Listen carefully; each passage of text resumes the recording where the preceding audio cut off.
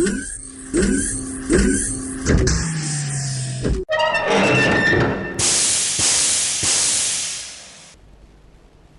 I'd like to talk to you about mould release, and I don't mean the stuff you need to use to get off the crap that's grown in your fridge when you haven't cleaned it out, but rather mould release that's used in the fiberglass industry to separate the model from the actual mould, and in particular an alternative to that with mould release shoe polish. The normal mould release is fairly expensive, and I happen to be checking it out on different sites and noticed that there was one particular wax that came up, and I googled that to find more, and lo and behold, on the eBay list it came out as a shoe polish. This is the particular one here from China, about $5. Here's the details.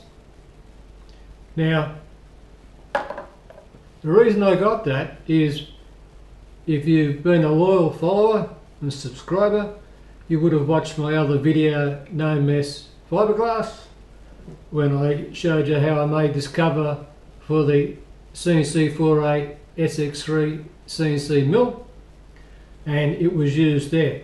Now, I showed the pros and cons with it, but I needed to glue the loose bits together, and also I have to put some L brackets in there from the same material, and I was using araldite or epoxy resin. This is the particular stuff from the $2 Chinese local shop.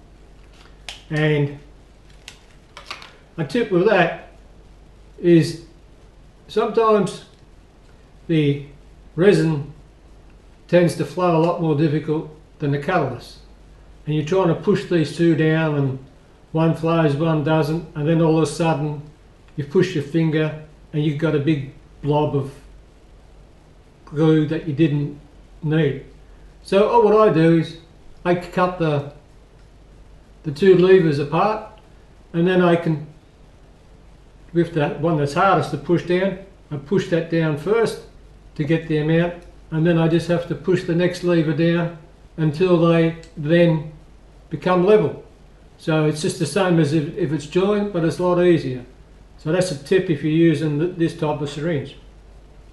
But what I would do is I put the glue in, get it, cut up a soft drink or soda bottle and cut it in there, put it on there and put these clamps on to tighten it, or a bit of plastic shopping bag, bit of plastic, whatever was laying around.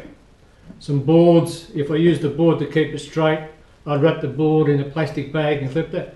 But the trouble was, it didn't come off cleanly. It would stick to the actual araldite, so you'd have to pick it off and all that sort of thing. That was one problem I had. The next problem is that I want to coat it, and when you do fiberglass you can put on a gel coat in your mould and lay up your sheets of cloth and that type of thing and then build up. But this is all freehand, freestanding, so I wanted to coat it. That's why I purchased what they call flow coat. Now flow coat's different to gel coat, is that this comes afterwards. And one of the good things about flow coat is that you can paint this surface and it won't all drip down and run away. So this is the front of the cover that you'll see, so I wanted this to be nice and flat and smooth and glossy. But trouble is, it's fairly flexible. So if I coated it all up, the paintbrush, let it dry, it would then be solid and in the position that it was painted in. So that's not very good. So what I wanted to do is have a large sheet of plastic, flow coat one surface, clamp it down flat, so that then becomes smooth, flat and square and perpendicular. Then I would have to do the next side, the next side, the next side. So clamping it down, I need something to clamp it to, and I need something to separate the clamps from the flow coat. And as with the araldite, I didn't want it to be stuck to it. So that's hence why I researched the mould release. Now the way I plan to do it is to just get a larger bottle. This is PET plastic, and number 1 on the bottom. Cut that out, stretch it out, lay it down, coat it and clamp it. So I thought I would try some experiments first. So far, including the flow coat, the covers cost over 70 bucks, so it's not cheap, but it's an experiment, a foray into something that I haven't done before. So I had used this, they say silicone, this is again from the $2 Chinese shop. It says clear silicone, but it's not flexible silicone. It dries fairly hard, so I think the translation to English should be a sort of resin rather than silicone. But I thought I would try with that. So I had purchased this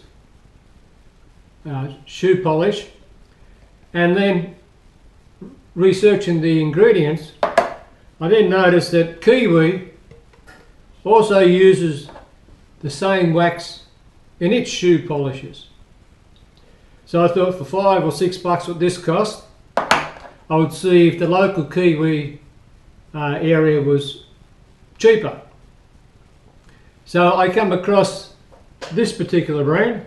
It's Kiwi, but it's called Dubbin, D-U-B-B-I-N, and it's for work boots, waterproofing work boots and all that sort of stuff. So I tried with the Dubbin on a piece. This is a soft drink bottle just cut up and folded in, and I put the silicone in. I said, okay, just glue it together, leave it overnight, and it should just peel off like sunburn. But when I opened it up, it was still wet. Well, this dries by the air and the atmosphere, not by a chemical reaction. So I then left it open, and in a short time it had dried. But it does peel off with your fingers, but it doesn't cut, well, it scratches off, it doesn't peel off. So I thought I would just try laying a little stripe down and see how that goes, so it wasn't squashed, and I'll let that dry overnight. So we'll just see if that comes off now. I haven't tried it before. Now this could be your fingernail, and look at that.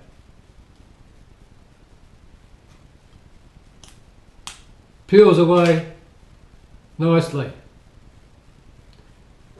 So that's with this particular one. This is cheaper and a lot more volume. So it works.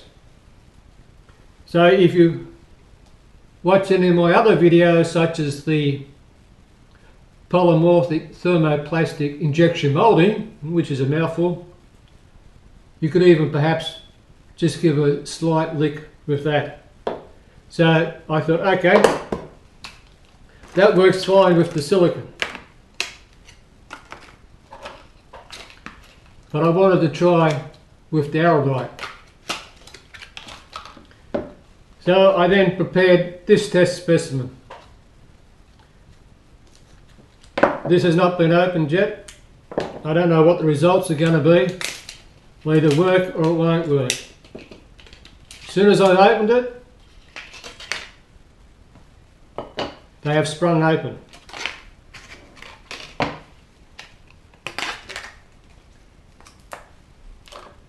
That's with this particular one, and that's with this particular one. So already it's looking promising. But again, some areas are sticking to the plastic. Here's a thick area and it's peeling off.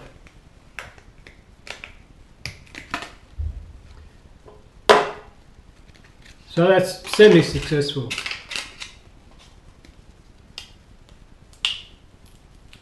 Now, this is what we want. This is this particular brand.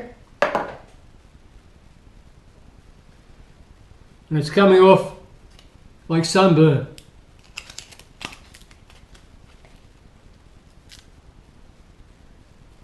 Snowflakes.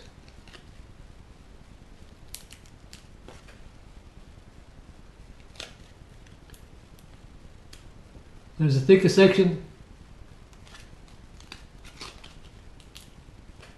That is exactly what you want your mould release to do. Show the difference. One comes off your finger.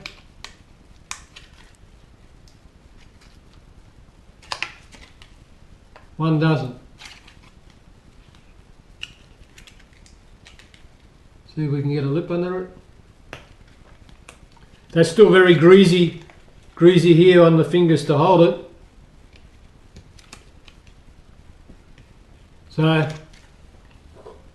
larger and cheaper, I'll use that for the boots. Smaller and more expensive, but it works. So now, I'll mix up the flow coat and dry it out on that surface. It is natural, but it's not clear. It apparently has a yellow tinge to it, a bit like arrow dyed or any of those other type resins. If I wanted a clear, crystal clear, I could have used casting resin. But the trouble is that if you drop it, some of those things are too brittle and it was more expensive. So you've seen to camera test results. It worked. So I'm a happy camper, and the next time you'll see this cover, it will be sitting on top of the mill and it should be all nice and shiny. I won't make a video putting the glue on and clamping it, because that's like watching paint dry. If it's successful, I'll tell you. If it's not successful, I'll also tell you. So stay tuned for the next exciting video. And as always, thanks for watching.